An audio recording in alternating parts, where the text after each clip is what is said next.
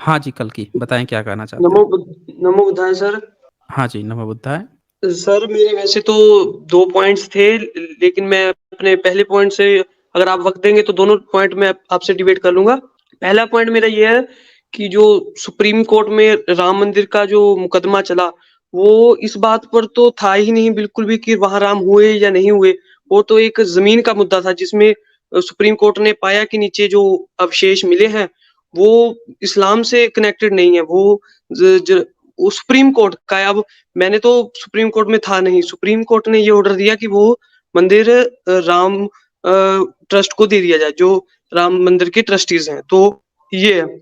तो उन्हें कोई सबूत होगा कि वो मंदिर तोड़ा गया है। तो ये मेरा फर्स्ट आर्गुमेंट था। आप इस पर बात कर लीजिए और अगर मैं गलत साबित होता हूँ इस बात में तो हम सेकंड पॉइंट में अगर आप वक़्त देंगे तो जा सकते हैं। नहीं, नहीं, आप बिल्कुल सही कह रहे हैं। ये बात तो हम लोग पहले से ही दोहराते आए हैं कि वो कहीं से भी उस जो वर्डिक्ट आई थी सुप्रीम कोर्ट की, उसमें कहीं भी ये नहीं बताया गया कि ये राम जन्मभूमि है। कहीं नहीं साबित हुआ है ये। खुदाई सिर्फ़ इस बात की हुई थी क्योंकि उस लैंड का डिस्ट्रीब्यूशन करना था 2 पक्षों के बीच में। तो वो लैंड डिस्ट्रीब्यूशन के लिए ये देखा जा रहा था कि क्या मुस्लिम के अवशेष मिल रहे हैं खुदाई से या फिर गैर मुस्लिम के मिल रहे हैं। ठीक बेसिकली सर, ब्राह्मण ठीक। या हिंदू शब्द भी नहीं है, गैर मुस्लिम वहाँ कहा गया है। नॉन हाँ इस्लामिक जी। स्ट्रक्चर। जी, सर आगे बढ़ें। दू सर दूसरे पॉइंट से आने से पहले इसी के साथ एक ज़रा हिस्टोरिकल पॉइंट मैं जोड़ना चाहता हूँ।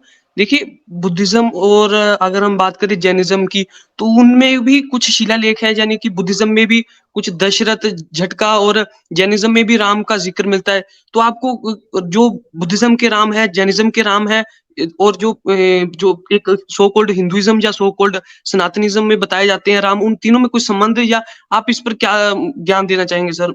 मार्गदर्शन दीजिए थोड़ा-सा। देखें, ये तो बिल्कुल पूरी तरह साफ़ है कि जातक कथाएँ पुरानी हैं रामायण से। ये पूरी तरह से जी। साबित है।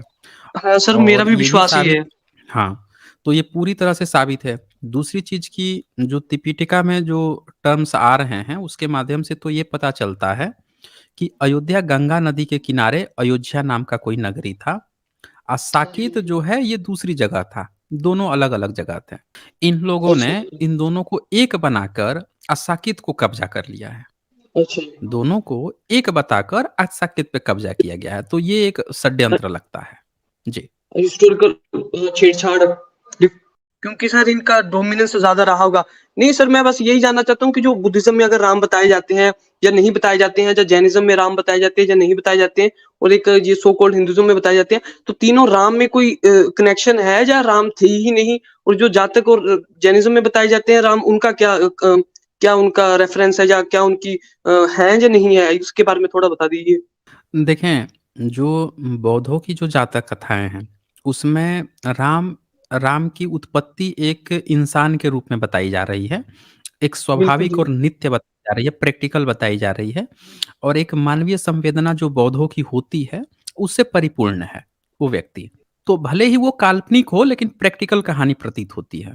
लेकिन जो रामायण है, जो ब्रह्मानिकल रामायण है, ऐसा लगता है कि जैसे स्पाइडरमैन, सुपरमैन, बैटमैन जो कॉमिक्स तरी की जो कहानियाँ आती हैं, वैसे पिरोया गया है क्योंकि उसमें जन्म और मृत्यु बड़ा अलग ढंग से दिखाया गया है।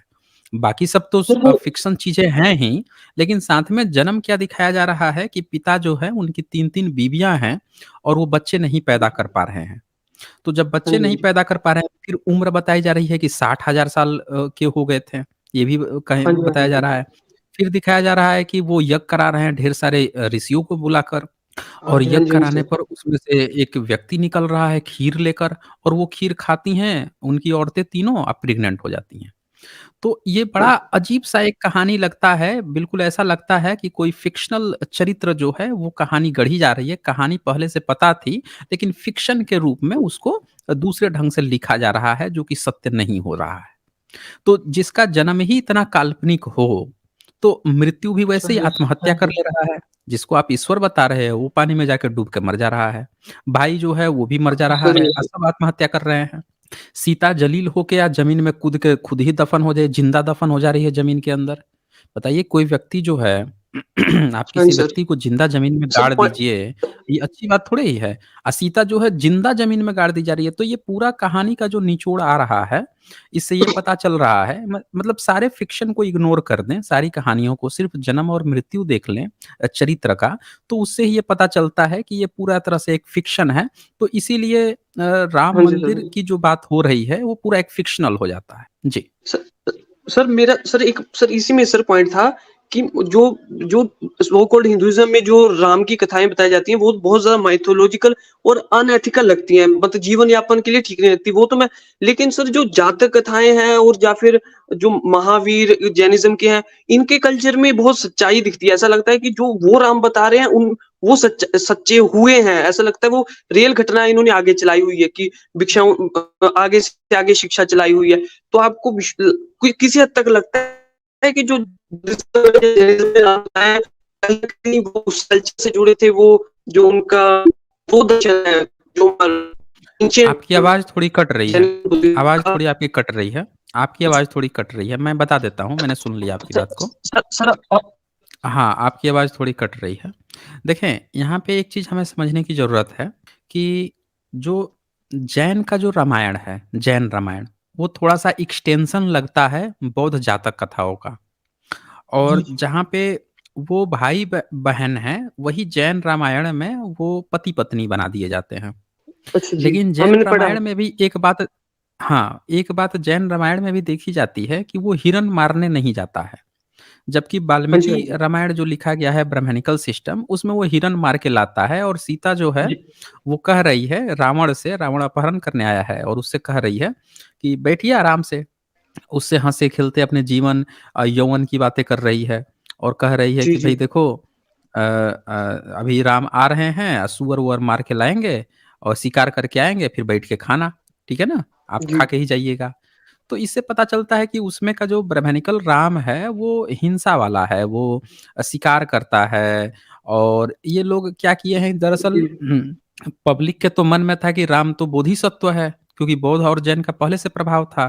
तो हाँ लोगों जी, के हाँ मन जी। में ये था, तो इन्होंने ये दिखाया कि राम पुरुषोत्तम है, आज भी भक्त आता है तो सोचता है, कहता है नहीं वो मर्यादा पुरुषोत्तम, अरे मर्यादा पुरुषोत्तम नहीं है। आपने ब्राह्मणों का रामायण पढ़िएगा तो उसमें वो हिरण का शिकार करता है, हिंसक है, रावण मारने जाता है, फिर शूर्पणखा के साथ दोनों छेड़खानी कर रहे हैं, दोनों भाई हाँ, हँसते-खेलते हाँ, नाक वो कान उसका काट लेते हैं। ऐसा गर्दन कौन काट करता देती है? है हुँ, गर्भवती बीवी को सर बाहर सर तो मेरा ये सर इस उसका आपने बिल्कुल सही ब्राह्मणिकल बता राम जो है ना बड़ा हाँ, हिंसक राम है। इन दोनों का जो है सर सर बौद्धों और मेरा जैनों का सर ये मेरा पॉइंट ये था। बहुत वो है, सर बोधिसत्व है। हाँ, बोलिए। सर साइंस ने सुनिए बात बोलिए, बोलिए। सर। सर तो मेरा ये था जितना मैंने जातक कथाओं की जैसे कि महावीर के पीछे वाली हिस्ट्री हमने देखी है जो क्या कहते हैं उनके तीर्थंकर होते हैं, उनके जो 24 वो हैं और अगर थोड़ी-सी माइथोलॉजी उनकी हटा दी जाए तो ऐसा लगता है कि हकीकत में है। तो मुझे ऐसा लगता है कि जो बुद्धिज़्म या जैनिज़्म में राम बताए जाते हैं, जो एक बिना ईश्वरवादी जो माइथोलॉजी है, ब्राह्मणिकल माइथोलॉजी से पार वो सत्य हैं। यानी वो हकीकत में हुए होंगे। हमारी संस्कृति इतनी पुरानी है बुद्धिज़्म, जैनिज़्म की, तो वो हकीकत में हुए हो सकते हैं। आपका क्या मानना है कि वो जो बुद्धिज़्म में जो या जैनिज़्म में बताए जाते हैं, वो हुए हैं या नहीं हुए हैं? या कुक आपको कहाँ तक वो संभावना लगती है कि हो सकता है? देखें दरअसल हमें इतिहास के ना प्रॉपर साक्ष्य नहीं मिलते हैं। एक हाँ, हाँ मान्यता सर, और ये भी तो है। विश्वास जो होता है ना वो अलग चीज़ है, कि ठीक, ठीक उसमें सर। इन कहानियों में चर्चा आती है। लेकिन ठीक चर्चा सर। आना, सबूत मिलना दोनों अलग होता है। तो जिसके हमें ओके, ओके सबूत सर। नहीं होते हैं, उसको हम लोग ऐसे मान लेते हैं कि चलो मोरालिटी डेवलप करने के लिए ऐसी कथा लिखी गई, कहानियाँ लिखी गई। उसका सत्य है या मिथिकल है उससे मतलब ही नहीं रह गया। मोरालिटी आपने कछुआ और खरगोश के दौड़ने की कहानी सुनी होगी। बच्चों को हम इंस्पिरेशन देने के लिए वो कहानी सुनाते हैं, कि देखो खरगोश सर बहुत तेज़ था लेकिन आलसी था तो पीछे हाँ, रह नहीं गया। सर। तो सर अब हमारे पास बुद्ध ऐसा हुआ था हाँ, ऐसा हुआ था कि नहीं हुआ था अब इससे मतलब नहीं रह जाता है। वो हमारे हाँ जी बच्चों सर। के लिए हमेशा इंस्पिरेशन का काम करती हैं। तो जो ठीक बौद्ध और जैन सभ्यता थी, इन लोगों का उद्देश्य ये था। हुआ क्या कि पिछले 1000 इयर्स में दोनों के ग्रंथों में बहुत ज़्यादा छेड़खानी की गई। छेड़खानी हुई है। जैन लोग जो हैं वो बिज़नेस पर ध्यान देने लगे, पैसा खूब हाँ कमाएँ, जी सर। बहुत अच्छा पैसा हाँ है, जी, आज भी बहुत धनाढ्य है। लेकिन बहुत ज़्यादा। यहाँ पे कुछ न कुछ उनके जो स्क्रिप्चर सँभालने वाली जो बात आई ना, वो किसी और वर्ग ने ले लिया ठेका। और जब कोई दूसरा वर्ग ठेका लेता है ना, तो वो अपने तरह से उसमें चीज़ें पिरोता जाता है। ठीक तो सर। जैन मार्ग की भी जो कहानियाँ हैं, जो चीज़ें वो प्रैक्टिस कर रहे हैं, उनको भी थोड़ा-सा हल्का-सा फ़िल्टर किया जाए साइंटिफ़िक रूप से, तो वो भी एक अच्छा चीज़ मैसेज देती हैं, एक अच्छा चीज़ निकल कर आता है। लेकिन अभी यस सर। जो एक एक दूसरे नज़र से आप देखेंगे ओवरऑल, तो ऐसा लगेगा कि उनमें भी थोड़ा पाखंड है, थोड़ा कर्मकांड टाइप का दिख रहा है, थोड़ा अंधविश्वासी टाइप का दिख रहा है। ये ऐसा ठीक। इसलिए हो पाया है कि पिछले 1000 साल में ना धर्म ग्रंथ और जो पुरोहित इनका जो था, वो एक दूसरे वर्ग ने सँभाल लिया, इस कारण से ऐसा होने लगा है। हुँ, अन्यथा प्राचीन काल में हिस्टोरिकल पर्सपेक्टिव से देखें, तो ये दोनों मार्ग जो हैं, दुनिया के सबसे सर्वश्रेष्ठ में आते थे। हालाँकि जैन लोग थोड़ा-सा ज़्यादा वो थे, जिद्दी आप कह सकते हैं, नॉन-वेज को डिस्कार्ड करने में या हिंसा को डिस्कार्ड करने में थोड़े से जिद्दी थे। एक्सट्रीम अन्यथा हो जाते हैं वो। हाँ, हाँ, एक्सट्रीम एक्सट्रीम हो जाते हैं। अन्यथा जो है बुद्ध मार्ग दुनिया में इसीलिए फैल पाया कि उसने थोड़ी फ्लेक्सिबिलिटी भी दे दी। जो लोग मांस खाते थे, उसने समझा इस प्रकृति के नेचर को कि बहुत से जानवर तो नहीं मांस खाएँ तो मर जाएँगे। तो मांस खाना तो एक स्वाभाविक सी प्रतिक्रिया है। तो उसने फ्लेक्सिबिलिटी भी थोड़ी-सी दी, मांस-वांस खाने पे और भी चीज़ों में दी। तो वो विश्व का सबसे लोकप्रिय बन गया। ये चीज़ हुई है। तो ठीक है कल की। ओके। सर मैं अब सर हाँ, मेरा कुछ दूसरा पॉइंट और था कुछ सर। करना? अच्छा बोलिए, हाँ बोलिए। सर, मैं से सेकंड 2 पॉइंट थे ना सर मेरे। सर आपने बहुत थैंक यू, आपने वक़्त दिया। मैं सब सेकंड पॉइंट पर आ जाता हूँ। सर जैसे कि जितने भी कास्ट वैसे मेरा ऑफ टॉपिक है सर, कास्ट सिस्टम पर बात करना चाहता था मैं। तो जो कास्ट सिस्टम में जो बताया जाता है कि जो कास्ट सिस्टम बना वो ब्राह्मणों की किताबों से बना या सनातनियों की किताबों से बना। तो देखा जाए तो हिंदुइज़्म की किसी भी किताब में ऐसा नहीं लिखा गया है कि जो अ, भारद्वाज गोत्र से है या गौतम गोत्र गोत्र से है या फिर जिन्हें भी ब्राह्मण गोत्रों से माना जाता है वो ब्राह्मण है, या फिर किसी भी धार्मिक किताब हिंदुइज्म की किताब में नहीं लिखा गया है कि नाई शूद्र है, वैश्य है, या चमार शूद्र या वैश्य है, या जो अपने लोहार हैं वो शूद्र या वैश्य हैं। और कहीं नहीं लिखा कि जो गौतम गोत्र से आते हैं या फिर भारद्वाज गोत्र से आते हैं वो ब्राह्मण है। ये तो जब अंग्रेज़ों का काल था, तो उस वक़्त उन्होंने कैटेगराइज़ किया कि इस गोत्र का ब्राह्मण होगा, ये लोहार शूद्र होगा। तो ब्राह्मणों की किताबों को तो गुनहगार नहीं माना जा सकता, क्योंकि उनमें तो कहीं भी नहीं लिखा कि जो गौतम में या भारद्वाज है वो ब्राह्मण है, या जो चमार या ये है वो शूद्र है। तो उनमें डिस्क्रिप्शन कहीं नहीं दिया गया। वहाँ सिर्फ़ सिंपल लिखा गया है कि कर्मानुसार ब्राह्मण, क्षत्रिय, वैश्य, शूद्र। ये तो कहीं नहीं लिखा कि ब्राह्मण होगा जो इस गोत्र का होगा, और जो शूद्र और वैश्य होगा वो इस गोत्र का होगा या इस समाज से होगा या इस कास्ट से होगा। हाँ, बाद में डेवलप हुई ये चीज़ें, किस काल में हुई? अंग्रेज़ों के काल में हुई। उस वक़्त कौन इनका गुनहगार था वो तो हम ढूँढ सकते हैं, लेकिन जो किताबें हैं वो गुनहगार तो नहीं लगती। आप इस पर क्या कहना चाहेंगे? देखें, जहाँ भी श्रमण परंपरा में वर्ण व्यवस्था की चर्चा आती है, तो ये मान के चलिए कि वो बात बहुत बाद में ऐड की गई है, बहुत बाद में जोड़ी गई है। जी, क्योंकि पिछले 1000 ईयर्स में जो लिखने-पढ़ने वाला जो वर्ग वर्ग है, वो किसी और ने जिम्मा सँभाल लिया ना, पाली-पाकी तो खत्म कर दी गई। अगर हाँ जी, उन पर पाली-पाकी तो जैन मार्ग जिंदा रहा जैन मार्ग, तो उनके जो भिक्षु लोग थे, उनके जो अरहत लोग थे, अगर पाली में लिखते रहते हैं, तो पाली तब भी ज़िंदा रहती। लेकिन उन लोगों ने भी पाली-पाकित में नहीं लिखा और वो चीज़ें संस्कृत में चली गई। अब जी, ब्राह्मणिकल जी। सिस्टम जो है, जैन मार्ग की भी किताबें संस्कृत में लिखता है, वो आता है, ठेका लेता है। तो यहाँ जी, से जी। उनके अंदर भी कहीं-कहीं जो आपको वर्ण व्यवस्था दिख रही है ना, उसने क्या किया कि गुणात्मक रूप से लिखा। राजा को कह रहा है कि क्षत्रिय हैं, तो वहाँ पे किसी को वो नहीं लगा, बुरा नहीं लगा कि अच्छा वो जो लड़ाई-वड़ाई करता है उसके लिए एक नया शब्द हमने चूज़ कर दिया है कि हम उसको अब कहेंगे कि वो क्षत्रिय है। जैसे हम लोग जो पुलिस होती है या जो आर्मी होती है, तो पुलिस फ़ोर्स होती है, उसको हम लोग इंग्लिश में कभी-कभी नए शब्द लाते हैं ना, कभी मोब कहेंगे, कभी हम उसको वो कहेंगे कोप कहेंगे। तो इस तरह के जो शब्द आते हैं, अलग-अलग नए-नए शब्द आते हैं, उसी तरह से उसने बीच-बीच में कभी 1-2 शब्द प्रयोग किया धीरे-धीरे करके वो धर्म ग्रंथ का हिस्सा बना दिया। अब लोग जब उसको पढ़ते हैं, तो उनको ऐसा लगता है कि यार अ, बौद्ध और जैनों के ग्रंथ में कैसे ये ब्राह्मण, क्षत्रिय, वैश्य की बात आ रही है? समझ रहे हैं? जी, जी। उनको ऐसा लगता है कैसे? लेकिन ये सब के सब जब लिखावट हो रही थी कागज़ पे, तब ब्राह्मणवादी लोगों ने लिखा और लोगों को कन्विंस किया कि हमने उसके लिए एक स्पेशल नया वर्ड इजाद किया है, नया शब्द हम कह रहे हैं। लोग कन्विंस हो गए, मान लिए। तो ये पूरा वर्ण व्यवस्था जो है 10वीं 11वीं सदी के बाद से इन सब में जुड़ा गया, अन्यथा ये सारे वर्ड तो होते ही नहीं थे उस समय। क्षत्रिय का आप छ नहीं लिख सकते हैं, त्र नहीं लिख सकते हैं, खतीय खतीय लिखा हुआ है हर जगह। खेतीय कहा जाता था उनको।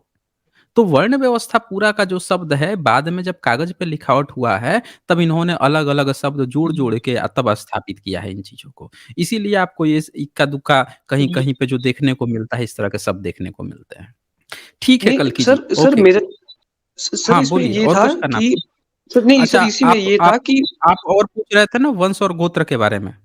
नहीं, नहीं सर हाँ, बोलिए। इसी में हाँ, था सर बोलिए, कि बोलिए। इसी में ये पॉइंट था मेरा कि जो किताबें अगर हिंदुइज़्म की सभी किताबें रख दी जाएँ, तो वहीं उनमें तो हुँ, कहीं भी उनमें जो बाद में ब्राह्मणों की गलती हो सकती है या फिर जब भी उसे डिस्क्राइब किया गया, लेकिन किताबों कहीं भी नहीं लिखा गया कि भारद्वाज गोत्र का इंसान ब्राह्मण होगा या इस कास्ट का या इस समाज का व्यक्ति शूद्र होगा। ये तो कहीं भी नहीं लिखा उसमें, किताबों में। नहीं वो एक अलग चीज़ हो सकती है, मैं मानने को तैयार हूँ। वो हमने हमने वही कहा ना आपसे कि जो जातीय व्यवस्था है वो तो इनमें थी नहीं, भेदभाव था नहीं। लेकिन ये शब्द उसने जब डाले ना तो गुणवाचक के रूप में डाले। जाति सूचक के रूप में नहीं डाले, गुणवाचक के रूप में कि अच्छा जो जैसे राजा है हम उसको क्षत्रिय लिख दे रहे हैं। देखिए नए शब्द हमने प्रयोग किए हैं इसमें, नए-नए शब्द हम जी, लेकर जी। आए हैं। हम इनको जो विद्वान लोग हैं, जो पुरोहित हैं उनको हम ब्राह्मण कह दे रहे हैं। तो ये शब्द सिर्फ़ इसलिए है क्योंकि वो विद्वान है, इसलिए नहीं है कि वो जन्म से है। जन्म की बात ही नहीं आई उसमें जब उसने ऐड किया तो। लेकिन उसने ये जी, जी। प्रोपेगेंडा दरअसल घुसाया कि हम आपके लिए गुणवाचक रूप में कह रहे हैं। समझ रहे हैं? ये दूसरों को जी, जी, धोखा जी, दे जी। रहा था कि गुणवाचक जैसे अभी यहाँ समझ पे गया आ सर, जाता है समझ कहता है यहाँ पे आके कहता है कि भई देखिए जाति कहाँ है? जातिवाद कहाँ है? ये सरकार सर्टिफ़िकेट बाँट रही है जाति का, इसीलिए जातिवाद है। जब उससे पूछा मैंने कि भई ये बता तो तूने अपने सरनेम खत्म कर दिए अंतर्जातीय? तो कह रहा है कि हम क्यों खत्म करेंगे? तो भैया जातिवादी तो तू खुद है दूसरे को ज्ञान दे रहा है। जबकि उनको कास्ट सर्टिफ़िकेट जो मिल रहा जी, है जी, उसके जी, जी, आधार पर जी। उनको इक्वालिटी मिल रही है, उनको अधिकार मिल रहा है। जी, सर। उनको जो है कास्ट सर्टिफ़िकेट से उनको अधिकार देने की बात हो रही है, इसलिए कास्ट सर्टिफ़िकेट बनाया जा रहा है, डिस्क्रिमिनेशन के लिए नहीं। बिल जी, जी, डिस्क्रिमिनेशन जी, तो जी, जी, जी। मन के अंदर बैठा है, ये ब्राह्मणिकल बिल्कुल जी, सिस्टम बिल्कुल। जो है उसके दिमाग के अंदर बैठा है, तभी तो उसको तो कास्ट सर्टिफ़िकेट नहीं मिल रहा है, फिर भी जातिवाद बरकरार है। सर तो बहुत ये दुःख की चीज़ें बात है हैं, सर, ठीक जो ये जातिवाद बना हुआ है ना सर, बहुत दुःख की बात है। हुँ, हुँ, हुँ। सर अगर सर आप अगर आपने इतना बहुत थैंक यू आपने इतना वक़्त दिया। अगर एक पॉइंट मैं और कवर कर लूँ जो आर्यन इन्वेजन थ्योरी जो बताई जाती है ना, तो मैं ज़रा अम्बेडकर जी को कोट करना बुक थी उनकी हू वेयर द शूद्रास उनमें उन्होंने कहा कि जो जो हड़प्पा सिविलाइजेशन या इंडस वैली सिविलाइजेशन वो उनका पतन वो प्राकृतिक कारणों से हुआ और इसी में 2 लाइनें और कि अभी तक डीएनए में डीएनए रिसर्चेज़ हो रही हैं कि पुख्ता तौर पर नहीं सर्चेज़ हुई अभी कुछ भी कन्फर्म हुआ है। एक ये भी कह रही है कि जो R1A1 जो आर्यन्स डीएनए डीएनए था वो इंडिया में ओरिजिनेट हुआ था और साथ में जो ऋग्वेद की कुछ चीज़ें हैं जैसे सरस्वती नदी के बारे में बताया जाता है और साथ में घोड़ों का एक रिसर्च चली हुई है। बहुत चीज़ें इसमें पेंडिंग हैं। आर्यन इन्वेजन थ्योरी में कह रहे हैं कुछ बड़े-बड़े इतिहासकार भी इस पर लगे हुए हैं, कुछ स्कॉलर यूट्यूब पर भी हैं। तो कह रहे हैं कुछ आने वाले सालों में और तस्वीर साफ दिखेगी, अभी कुछ कन्फर्म नहीं है। तो आप इसमें थोड़ा-सा बता दें आपने इतना वक़्त लगाया है, 2-3 लाइनें आप कुछ और कह दें इस टॉपिक पर आर्यन इन्वेजन थ्योरी पर तो? ओके, कल्कि। देखें, इसमें जो आपने कहा ना कि हू वर शूद्रा में बाबा साहब ने क्या कहा है, तो बाबा साहब ने जो उस समय के जो बमण की बात की है, वो जो त्रिपिटक है, जो त्रिपिटक का बमण है, उसके लिए कही है। आज के ब्राह्मण के लिए नहीं कही है। त्रिपिटक में जिन बमण का ये लोग अनुवाद ब्राह्मण-ब्राह्मण कर देते हैं, उसके लिए उन्होंने कही है। जो बुद्धिस्ट है, जो बुद्ध का शिष्य है, उसके लिए उन्होंने कहा है कि ये लोग यहीं के निवासी थे ये कोई इन्वेंशन-विन्वेंशन करके नहीं आए थे। आज का जो ब्राह्मण है इसका तो साफ-साफ विदेशी से मैच कर रहा है, ये तो पूरी तरह से पुख्ता प्रमाण है, इसमें कोई दो राय ही नहीं है। दूसरी बात आप ऋग्वेद की बात किए, तो ऋग्वेद जो है वो खुद ही किताब बहुत बाद में लिखी गई है, 15वीं सदी में लिखी गई है, 14वीं-15वीं सदी की वो किताब है। 14वीं-15वीं सदी से आप जो है 3500-4000 साल पहले की बात कैसे कर सकते हैं? कोई रिसर्च करके वो किताब थोड़े लिखा गया। जब वो जी, जी। किताब लिख रहा था, जब महिधर लिख रहा था उस बात को, तो महिधर का अनुवाद किया दयानंद सरस्वती ने 19वीं सदी में। क्या लिखा? गाली दे रहे हैं महिधर को, उवट को, सायण को, जी, सबको गाली दे रहे हैं। कह रहे हैं कि सब जी, भांट हैं, धूर्त हैं, चोर हैं, मक्कार जी, हैं, इन जी। सबको वेद का ट्रांसलेशन करने नहीं आता था। इसका जी, मतलब जी, ये जी। है कि जब 15वीं सदी में वो जब ये बात लिख रहे थे, तो वो लिख रहे हैं कि घोड़ा जो क्षत्रिय की जो औरत होती है, वो घोड़ा लिंग जो है अपने योनि में डाल रही है। वैसे-वैसे मंत्र उसमें लिखे हुए हैं। ये दयानंद सरस्वती जी, अनुवाद किए हैं। मैंने इस पर बनाया है साइंस जर्नी पे आप जाकर वीडियो 105 देख सकते हैं आप। तो जी, जी, इससे जी। ये पता चलता है कि वेद जब 15वीं सदी में लिखे जा रहे थे, तो कोई अपने ग्रंथ को इतना अश्लील क्यों लिखेगा? कोई भी व्यक्ति जो है ब्राह्मण, अपने ग्रंथ में इतनी अश्लीलता कमेंट्री क्यों करेगा? बताइए। जी, जी, जी, जी, आप जी, जी, जी। जिस क्षत्रिय के जो क्षत्रिय आपको पैसा दे रहा है, आपका पेट पाल रहा है, आपको आपको सम्मान दे रहा है, आप उसके राजपुरोहित हैं, उसको आप लिखेंगे कि उसकी बीवी जो है घोड़े से फैक्स-फैक्स करती है। आप पूरा ऐसे-ऐसे जैसे गंदी बातें लिखेंगे उसके बारे में। वो जी, जान जी, जी, जाएगा जी। तो आपका तो उतार देगा ऊपर से नीचे तक। उसी जी, तरह जी। से सम्राट अशोक का जब दीवानपिय खुद लिखवाए थे, तो उसका अर्थ ब्राह्मणों ने लिखा कि भई मूर्ख, महामूर्ख। अब उस समय सम्राट अशोक के समय में ये होते तो लिख पाते ये लोग? इससे ये हाँ, पता सर नहीं लिख चलता पाते। है हाँ, इससे ये पता चलता है कि अश्वमेध भी जो है ना, ये ब्राह्मणों का नहीं था। ये किसी अश्वमेध ऐसे यज्ञ। लोगों का था हाँ, अश्वमेध जो है, जो अश्वमेध शब्द है, वो किसी ऐसे लोगों का था जो ईरानी वगैरह के या उस साइड के कुछ ऐसे लोग थे, जो भारत अच्छा। में आ रहे थे और आके बुद्धिस्ट बन रहे थे। तो उनके स्त्रियों का, उनका माखौल ये सब उड़ा रहे थे, ऐसा प्रतीत होता है। समझ रहे जी, जी, हैं? जी। जी। हाँ, क्योंकि कोई भी स अपने राजा का माखौल उड़ाएगा और ज़िंदा बचा रहेगा। आपको ऐसा लगता है? सर सर सर इसमें ही ना सर जो आर्यन इन्वेजन थ्योरी में सर जो डीएनए का जो महत्व है ना, उसी पर थोड़ा-सा आप बता दीजिए कि कौन से सर्च के देखें, अंतर्गत आर्यन ये सब। आर्यन इन्वेंशन का मैं आपको बता देता हूँ, साफ-साफ एक चीज़ आप क्लियर जान जाइए, भारत में हमेशा ही लोग आते रहे हैं यहाँ पे, अच्छा, कभी जी, रुका जी। नहीं है। चाहे तुर्क आएँ, चाहे ईरानी आएँ, चाहे मुगल आएँ, मुस्लिम आएँ या फिर कोई-सा भी आया हो, चाहे कोई ईरान से आया, चाहे कोई यूरोप से आया, सेंट्रल कहीं से एशिया, भी आया। यूरेशिया। हाँ, कहाँ हमेशा यहाँ पे लोग आते रहे हैं। कोई एक टाइम पीरियड नहीं रहा है। मुगल आया तो इसका मतलब ये थोड़ा था कि सारा मुस्लिम उसी समय आ गया। उससे पहले भी यहाँ इब्राहिम लोदी था, उससे पहले भी खिलजी थे सब यहाँ पे। जी, जी। तो मुस्लिम आने में मुस्लिम ही नादिर शाह आ रहा है बताइए 17वीं सदी में, हैं? उस समय 17वीं 18वीं सदी तक मुस्लिम आते रहे हैं यहाँ पे। तो मुस्लिमों के आने का जो टाइम पीरियड है वही 800, 900, 1000 साल तो वही आते रहे हैं लगातार। एक ही जगह से थोड़े उठ के आ गए हैं। उसी तरह से हाँ जी, जिसको हाँ आज जी, हाँ जी। ब्राह्मण कहा जा रहा है, ये भी इन्हीं में से वो है जो वहाँ का गैर मुस्लिम था। जिसको वहाँ से मुस्लिम लतियाते थे तो उधर से भाग के इधर भागता था। उसको पता था कि सिर्फ़ बुद्धिस्ट ही ऐसे हैं जिनके यहाँ हम बिना लड़ाई झगड़ा वो तो बहुत सीधे-साधे होते हैं, उनके यहाँ हम सर्वाइव कर सकते हैं। जी, जी। ये सर तैमूर इसका सर लंग डी से डी साबित भी सर हुआ था। डीएनए सर हुँ। मैं डीएनए के नहीं, पूछ रहा था डीएनए से सर। साबित हो चुका ना। अरे डीएनए से सर साबित हो कौन सी चुका है सर्च इसपे थी सर? मैं भी इसमें जानना चाहूँगा ना सर, डीएनए रिसर्च जो जिससे आप जो है कंफर्म हुआ। बामशाद का जो रिसर्च है उसको जाकर आप पढ़ लीजिए। बामशाद ने ठीक है, ओके। 2001 में सर जो सुना मैंने रिसर्च नाम दी उनका थी सर। उस हाँ, उनका रिसर्च एक बार पढ़िए। उसके अलावा भी 2018 में 17 में बार-बार आते रही हैं और सबने इस चीज़ की पोल पट्टी खोली है कि डीएनए मैच कर रहे हैं। वो बिल्कुल हकीकत है, वो साइंटिफिक प्रूफ है। लेकिन ये टाइमलाइन मैं नहीं मानता हूँ कि अचानक से कोई आके यहाँ पे बस गया, कब्ज़ा कर लिया, वो थियरी मैं नहीं मानता। मेरा ये सीधे-सीधे ठीक मानना है कि लोग आते रहे हैं, अलग-अलग समय पर आते रहे हैं, आके यहाँ पे सर जी। अपना वर्चस्व या बहती गंगा में हाथ धोने का ज़रूर प्रयास किए हैं। समझ गया चलें फिर सर, ओके समझ कल गया। की हाँ, ठीक ओके। जी सर, थैंक यू।